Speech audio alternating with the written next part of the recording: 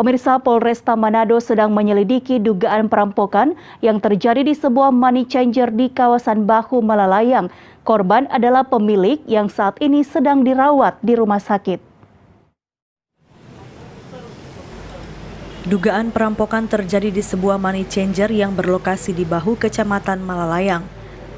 Terekam kamera CCTV seorang pria terduga pelaku yang berpakaian rapi layaknya customer memasuki area money changer. Sudah Pak? Sudah? Izin. Oke. Sudah?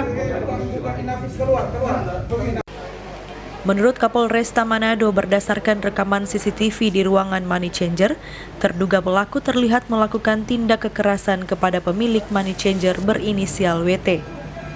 Jadi saat ini ada terjadi dugaan perampokan, tetapi masih kita dalami, masih kita lidik dulu.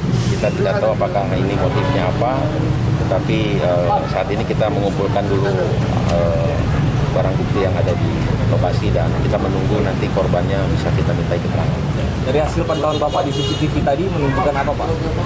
Kalau dari hasil CCTV yang jelas terlihat adalah terjadinya kekerasan, penganiayaan terhadap korban. Tapi kalau untuk perampokannya kita belum bisa memastikan karena kita belum tahu kerugiannya seperti apa. Terlihat berapa pelaku, Pak? Kita lihat ada yang masuk ke sini hanya satu. Berarti belum ada konfirmasi atau informasi barang atau uang yang hilang di dalam, ya, Pak? Belum ada karena pihak keluarga belum bisa menginformasikan kerugiannya dan korban juga masih dalam perawatan di rumah sakit. Kira-kira benda apa yang dilakukan pelaku? Benda tumpul yang diinikan dan ada beberapa barang di dalam itu dibanting kepada korban. Terima kasih, Pak.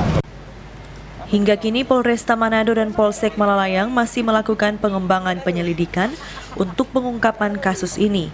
Kapolsek Malalayang AKP Heriadi Ismail mengimbau masyarakat yang memiliki informasi terkait kejadian ini agar segera langsung memberikan keterangan di Polsek Malalayang atau ke Polresta Manado. Quincy Matau melaporkan untuk Kawan Nuwa TV.